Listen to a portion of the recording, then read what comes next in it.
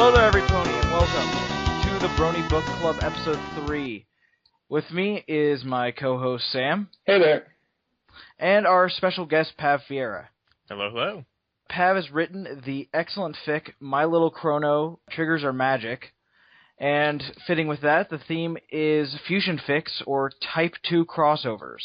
So, before we start, we'll have our guest answer the usual group of questions. So, Pav, what tag do you see on a fanfic that really makes you want to read it? So it's my guilty pleasure. I'm a sucker for the romantic comedies. Just something about, I mean, you know, the show, the comedy of the show is something that's really appealing there. I got to bro hoof you there. I love romantic comedies as well. But I mean, you know, the comedy is great, but you throw romance on top of that, and that just sends every pony's crazy meter up to 11, and every pony just starts completely freaking out at that point. It is absolutely hilarious.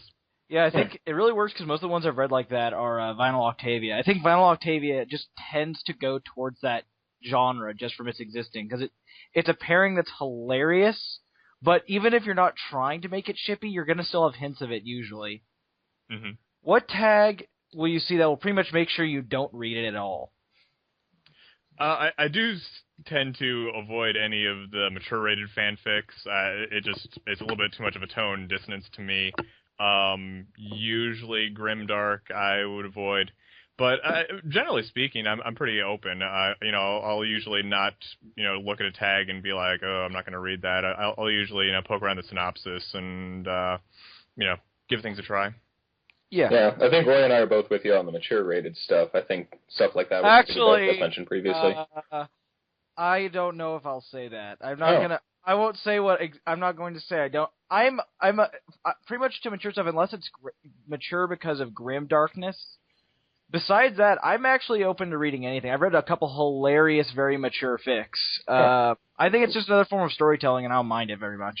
I understand what you guys mean, but at the same time, I just look and go, well, I don't, you know, it's not a turn off for me. It's just all right. Yeah. Yeah. I mean, I'm completely open with people who want to write that stuff. I'm not judgmental about it. It's just for me personally, it doesn't do anything. Yeah, I understand that. How did you get the idea for your story?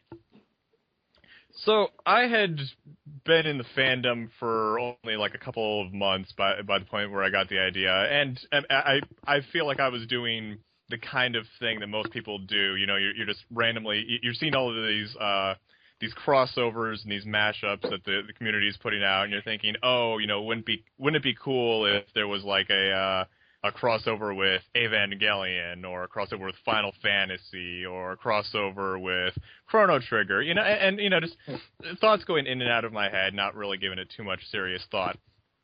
But Chrono Trigger was the one idea that kept on coming back over and over. You know, it's, oh, you know, there's 6 ponies and there's 6 characters in Chrono Trigger. Oh, you know, that's kind of neat. Well, actually, the characters kind of line up pretty well. There's a lot of themes that kind of overlap between the themes of Chrono Trigger and, you know, just how that would fit into the equestrian universe. Some of the challenges that the characters would... I saw the connections between the two universes running a lot deeper than with some of these other crossovers. All right. So out of curiosity then, along the same lines, how was it that you decided which of the main 6 ponies would be playing which roles in this case?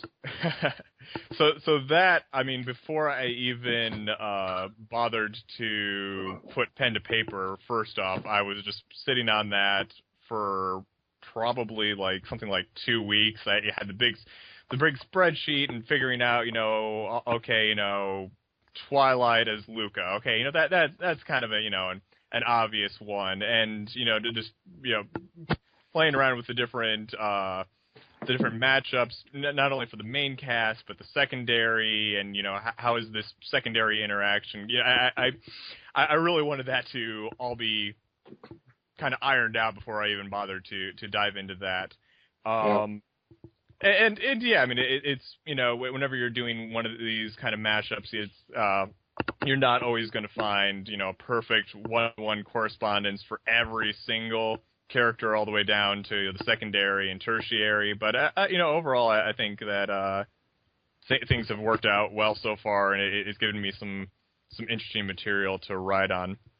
And even going beyond that, then how I got started on actually writing the story itself, because I hadn't even really bothered to, I didn't really consider myself a writer. I hadn't attempted to write something of this scale or magnitude before. Equestria Daily was having their National Pony Writing Month that Noble Cause and a couple of other organizers on EQD were organizing that last September. Oh, really? This was about the time that I've been kicking around the idea for this crossover, and I saw that. I'm just like, why not? I hope they do that again. I didn't know they were doing that. I'm already going to do NaNoWriMo, the National Novel Writers Month, after attempting last year. So I'm definitely excited for that kind of stuff. So that sounds like definitely something I'd like to try. Yeah, that sounds like a cool idea. I didn't know they did that. I actually ran into Noble Cause at BronyCon, and he was saying that, they're planning to organize another one. I can't remember if he said August or September, but there should be some info coming up. Okay, good. He said. Cool. Yeah, now I'm kind of jealous because we went to BronyCon, so I'm just kind of looking around like, God, I wish I had gone. But it was fun. No doubt. It's very far away, though. Yeah. What's your favorite aspect of your own story? I would probably have to go with one of the things that it gets complimented on a lot, which is just how smoothly the two universes just seem to mesh together. That a lot of readers, are talking about, I can totally see Pinkie Pie in this character, but I can also totally see aspects of Marl in there as well, and just how smoothly everything's flowing together, how kind of effortlessly a lot of this stuff just comes across. I mean, that's something that I, really worked on and really wanted to portray and have come across. And so the fact that a lot of people then come and say, oh, I really like this aspect, it's just like, yes, validation. Yeah. Uh-huh. What is your advice for any pony out there who's listening and really wants to write their own fan fiction but isn't sure how they're going to start? For me, the advice definitely has to be to do lots and lots of daydreaming, which, teachers and bosses, I'm sure that they're not crazy to hear that piece of advice. Oh, no. But no, I mean, for me, I'm just constantly running through little, like, pony improv scenarios in my head. I mean, some of it's related to this fanfic, some of it's, just some other minor fanfics that I'm working on. Some of it's just random scenarios that I'll come up with off the top of my head. But by running through all these scenarios in your head, of just placing the ponies in a situation and, how are they reacting to the situation? How are they reacting to each other? What are they saying? How are they acting? You can play around with this. You can check yourself and see, does this seem in character, or am I going off in some out of character tangent? And you can help refine this and practice these skills. For me personally, like in my writing process, I really just have to just kind of sit through. I'm running the scene over and over through my head, just kind of crystallizing the mental image of the scene. I mean, there's everything from the dialogue to the reactions to the staging directions and everything. And then, like, the very final step for me is, like, transcribing that mental image, if you will, of the scene and trying to get that into actual words that people can then read. Who are your favorite professional authors, and how do you think your love of their writing has affected yours? For favorite writer, I would definitely have to go with Douglas Adams. Just the humor and Brohoof. Yes. Yeah. the humor ranging from the zingers, the multi-paragraph large wind-up for some sort of big punchline, just the random non sequiturs that he throws in, just all of that humor aspect really resonated with me, and that's something that is constantly running through my mind, and not necessarily that I can successfully emulate that, but of course. But no, I mean it's definitely inspirational. Yeah, and one we didn't put on here, what we thought of the other day was, could you give us any hints to what's going to be coming up next? Anything? Any kind of sneak peek at all? Within limits, of course. So yeah, I get, especially in a fic like this, I get that kind of question a lot because everyone's like, oh, who's going to be so and so? Who's going to be so and so? I can definitely say that because right now we are at the point of the fic where the ponies are going to retrieve the Masamune, except in this fic, since we're crossed over, it is the Lyraban. Yes, I like that a lot. That was good. Yeah. And so we're just about ready to head back in time to 65 million BC. I can definitely say that there's going to be a number of very interesting casting decisions there, and no pony is safe. Okay. Interesting. Okay. All right. So next we'll discuss the week's theme. So for the purpose of this podcast, we're going to call it a Type 2 crossover. TV Tropes calls it a fusion fic, which is actually a really good name for it. It's basically a crossover fan fiction where the universes don't really meet. One series does the plot of another one. And oddly enough, when I was going through stuff for this, I found that I think the pony fandom has the largest percentage of these in almost any other fandom. We just seem to read another series and go, hey, I could just do this with ponies. It's insane how many of them there are. It's crazy. So how do you guys feel about it? That kind of fic. Do you think I think the best way to describe it, it's something it's easy to do. I think compared to a lot of them, it's easy to do, but a lot harder to do right than the other kind of crossover, because just throwing the characters in there willy-nilly doesn't achieve anything, because the thing I've seen, I have an idea for one that I'm not going to say, but I saw someone else did it when I Googled it, and it kind of turned me off to doing it myself, not only because someone else had done it, but I realized that what you did and what you have to do to make it good is that you have to change it enough. You have to make it so you didn't just add the pony characters. You have to change the plot a little bit, or at least change things so it's not just like reading the old thing, but now there's ponies in it. You can't just have it be almost identical to the original. Yeah, certainly. Yeah. TV Tropes, like you mentioned, it refers to these kind of fics as fusion fics. The term that I hear much more frequently tossed around, the kind of derisive term, is the copy-paste fic. Basically just copying the script of Chrono Trigger and pasting in Rainbow Dash, and then, throw in a 20% cooler reference, and there, job well done. Well, I suppose so, but I mean, in this case, that's certainly not quite how it went. I mean, reading through this has certainly...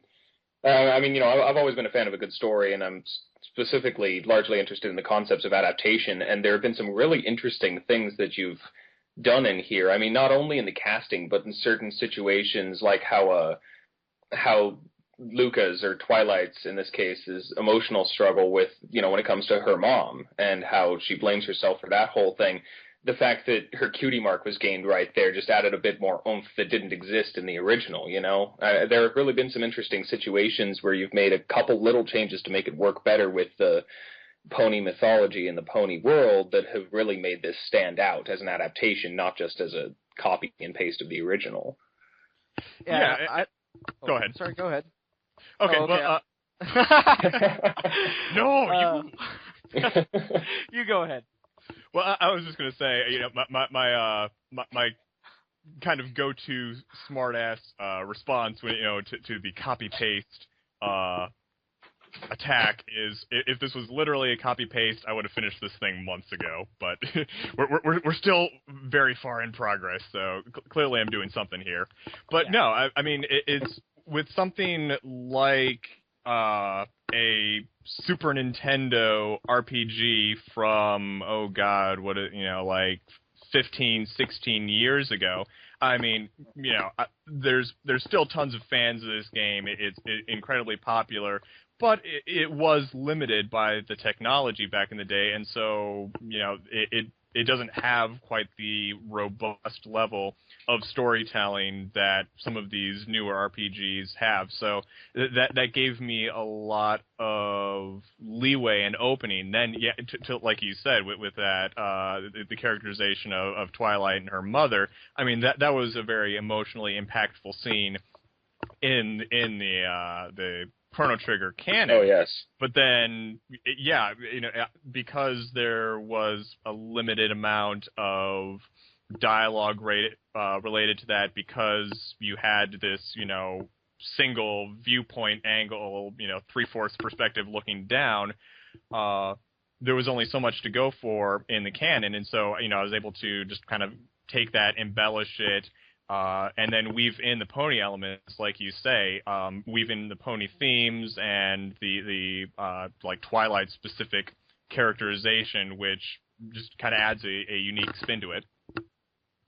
Yeah, I was only just going to say that another thing that is like what Sam mentioned would be, I really liked how you made it so Twilight defended Rainbow Dash at the trial. I thought that Yes. made it a little bit more fun. Oh, absolutely. Got to have Yeah, and I'd have to also say, I think my favorite thing about this in general is the way that these little twists that you put on it tend to all move towards the themes of friendship. Like, the one that was most surprising to me was when the thing with Robo/Fluttershy happened, when, all the other robots were beating on her. And I remembered in the original that it was more of an existential crisis of Robo's purpose, and yet here it came down to Fluttershy having accepted this and knowing that it was worth giving herself up for her friends.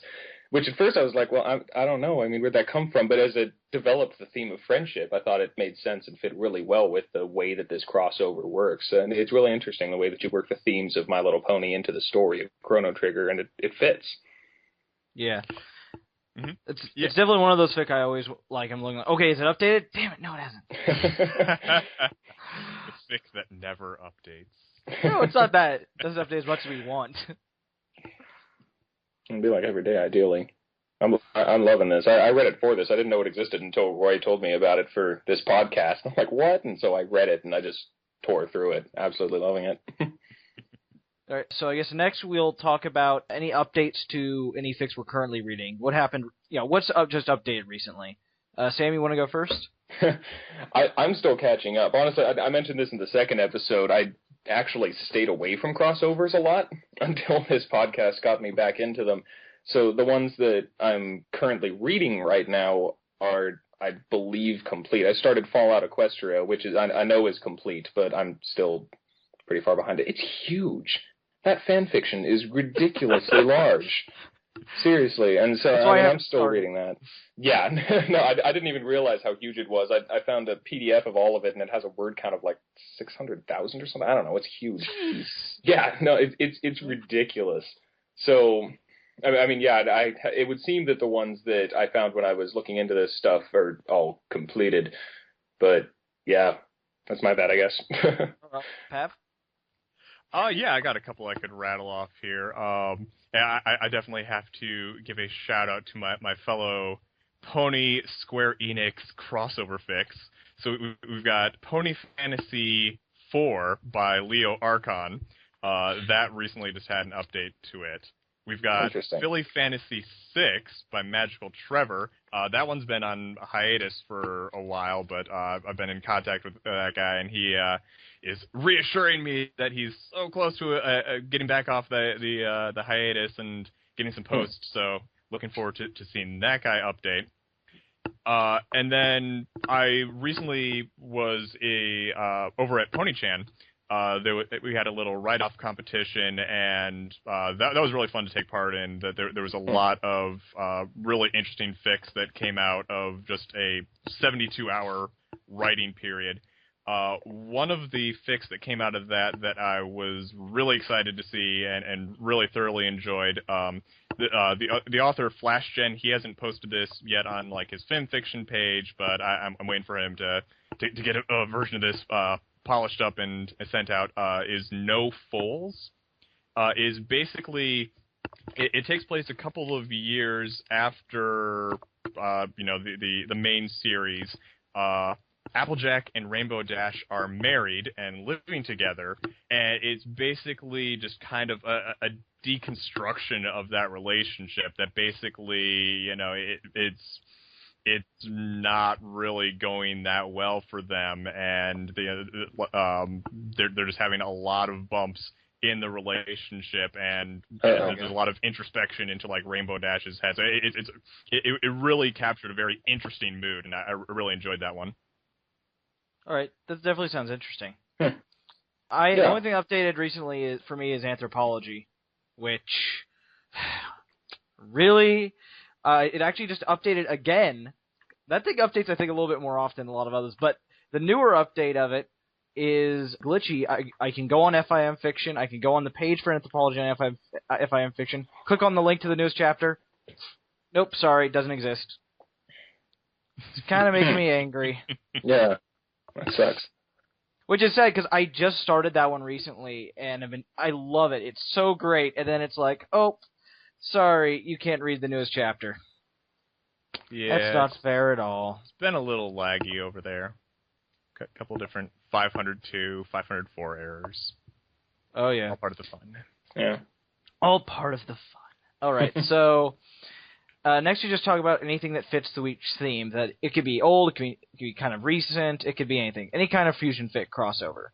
I guess I'll start this one off with one, and then we'll go back around and have another one. So my first one will be Studying Rainbows by Thanquol, which is brilliant. It's if you can't tell by the name, it's based off of Studying Scarlet, which is the first book of Sherlock Holmes, or at least the first story. And then it also has the Hound of was it the Hound of Ponyville or something like? I don't think it was Ponyville, but so it's done the first two big stories of Sherlock Holmes, and it does it where Rarity is Sherlock Holmes, Rainbow Dash is Watson, Fluttershy is Inspector Lestrade, and from there the other ones appear in minor roles and just show up later, and it's really good like that. So I guess Pinky's a lot in Hound of Ponyville, but I won't say any more than that. Oh. Can't say someone is Moriarty, and it's hilarious. But I actually heard the idea, and I first went, really? Rarity is Sherlock Holmes? I don't know. How would that work? Yeah. But now, when you read it, you're just like, oh, it's perfect. But because it takes that perfectionist genius of Rarity, but with all those ridiculous flaws attached. It just goes, and what if she just on the side was a detective just because she thought it was fun? And what's really weird is it's all written just like the Sherlock Holmes books, written in first person from Watson's perspective, as if it's a journal that he's writing, and then like making into a short story. So it's doing it with Rainbow Dash, which is really weird because about half of the stuff is in Sherlock kind of dialogue, the English of the times, but a lot of it is also in modern dialogue, where it's like. So like Gilda calls Rainbow a dweeb still, and I'm like, what? What? What? But it is really good, and I want more of it, and so I'm just like, Thanquol, make another story, a Sign of Four Ponies. I don't know, just do it, because I'm a very big Sherlock Holmes geek, and crossing over of ponies just made it even more fun. So, Sam, you got anything? Yeah. Yeah, I had actually briefly mentioned it before, but the main one that I'm actually, that I'm reading at the moment that, I guess it's somewhat debatable as to whether it fits the theme in a way. Fallout Equestria, what it does is it takes the basic concept of Fallout in terms of a character emerging from one of the vaults and, into the post-apocalyptic wasteland, except it seems as though it actually is the wasteland of Equestria after a long period of time. I mean, there are hints as to some of the characters of the show actually having been around when the calamity happened in the first place, and interesting stuff like that. It's certainly a bit, I mean, I know before I said I didn't like grimdark, and I hadn't actually realized how dark and graphic this fanfic could get when I first started it. It does get pretty intense, more than I would have expected even from Fallout itself, but it's... I mean, it does so with purpose, I guess. I mean, to me, the difference between something like this as opposed to something along the lines of the infamous Cupcakes is simply that one's for shock value alone, and this one actually does something with it. I mean, it has been a bit of a tough read in some ways, but also a very intriguing one. I've been enjoying it a lot. I can see why there's as much hype around it as there is, and I am kind of glad that I'll never need to wait for it to update or anything. I can just read through it all the way and don't need to deal with the suspense. All right, Pav? So for me, I'm also picking one that's not quite matching the theme, but it's got some elements in there. I'm currently working through this one because I voted to myself to finally read this one. It's A Dangerous Business Going Out Your Front Door by Jetfire. So this is one of the old cornerstones of the pony fan fiction.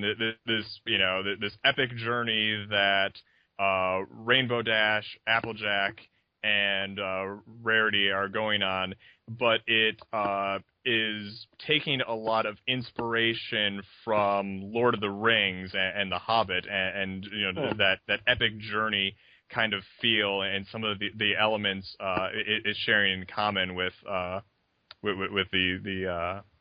Lord of the Rings universe. Yeah, I've heard of it a couple times before, and I guess in a couple of weeks we're going to have adventure be the theme, so I think I'll probably read that in order to actually have... Because adventure is one of those ones, I don't not like adventure, but I always start them, and I look at how much is to go. I'm like, oh, I'm already tired from this. I think I'm going to go read something light and fun. But I definitely would do want to read some. That and Antipodes. I need to read Antipodes. That one keeps coming back to me. The other one I had was The Best Night Ever by Captain Chrysalid. I don't know if that's how you pronounce it. But yes, it does have the same name as the season finale of Season 1. That is why it's so hard to find a lot of the time.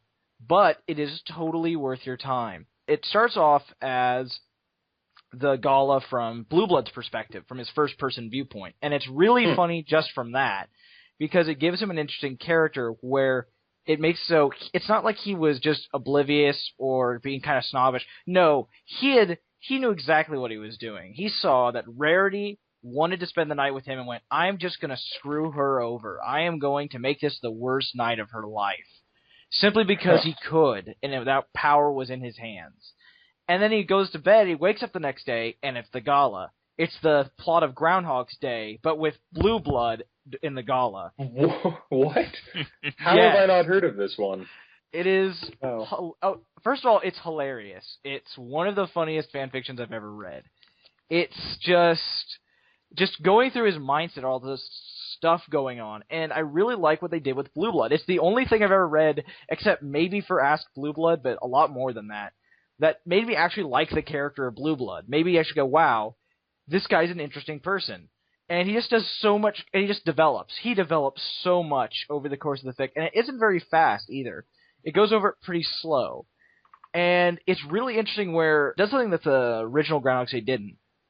Where, with that one, how it ends, it's just like he makes a perfect day.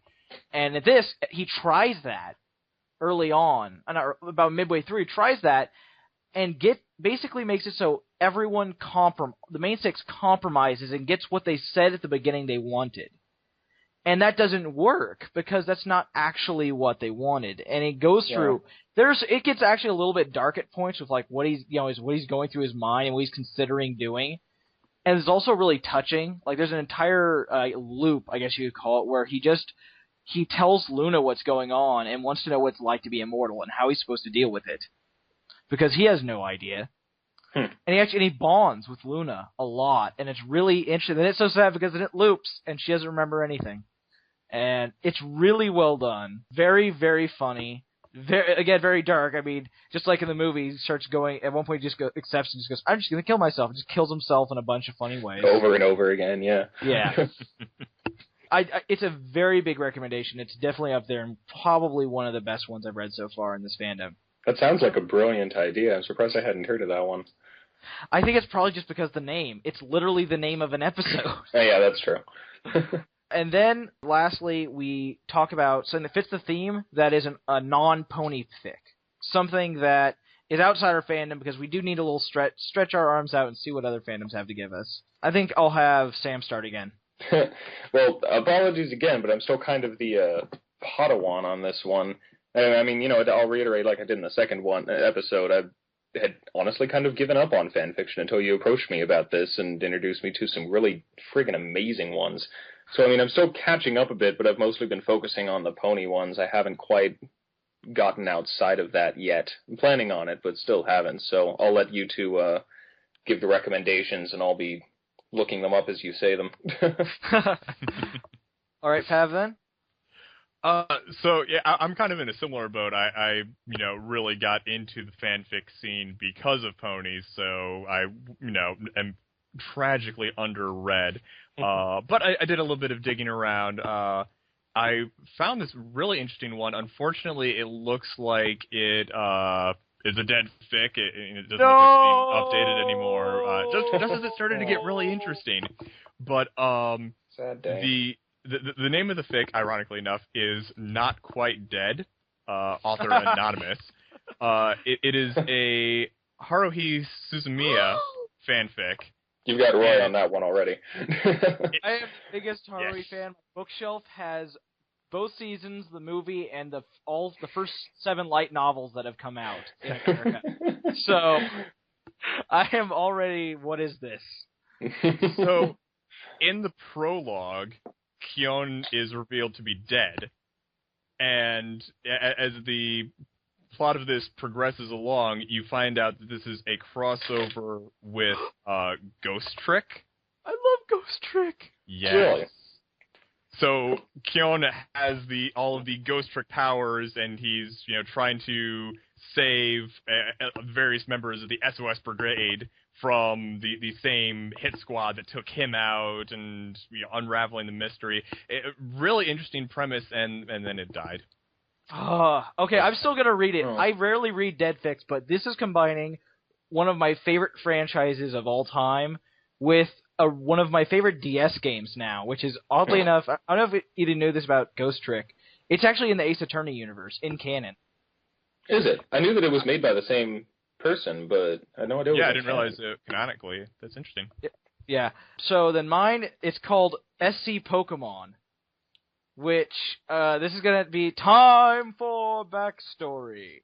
The SCP Foundation is oh no, basically really? what happened when a group of creepypasta writers decided they had an interesting idea. What if there was this organization above any government that sought out these paranormal and supernatural items, put them in as locked up as they could, studied them, and protected the universe from what they could actually do? And also, because there's this fun idea of it, they have Project Crossover, which is really funny. Just trying to cross it over with as much stuff and see what kind of... There's even a pony one, but that's, I'm doing non-pony stuff. One of the SCPs is this bookshelf, or bookends, rather, that look really cool. And what happens when you put a book or any fictional thing in between them, the room becomes the first scene of the story, and whoever's in there becomes the main character. And has to go through the whole story, and then once the story is over, that person is now gone. They are the main character, and the room goes back to normal and you can remove it. And someone thought it would be a good idea to put Pokemon Red in between them. So they have to put a researcher in who is using SCPs as Pokemon, and he has to beat all of Pokemon Red. And it's hilarious. Just what it's like, he has, one, it's like a man made of fire. He has, he had this one that's like a falcon made of, like, it looks like one of those art show things where they use scrap metal to make an animal, and it's a giant falcon, but it's alive. There's so many very funny ones that are his Pokemon, quote unquote. And It's just you hear the beginning of a battle, they just hear the people watching going, "Oh my God, no! Why is this happening?" Wow. God, that poor Onyx. I never would have thought of that crossover, to be entirely honest. Wow. And I had to bring this up because I really looked, and there's not that many, at least good Fusion Fics outside the Pony fandom. Pony fandom, I think, is about 90% of Fusion Fics at this point. I guess we're the fandom that just goes, yeah, let's do it. Let's come on, put the ponies in it. Let's do it. Ponify all the things. Ponify all the things. Hey, it's working out pretty well. We got a lot of good stories. All right, so thank you for your time, Pav. Anyone who would like to send a question, comment, if you'd like to suggest something for us, if you'd like to help us with the audio editing, because I'm terrible at it, anything like that, just email thebronybookclub@yahoo.com. So that'll be it for the show. Thank you, everyone.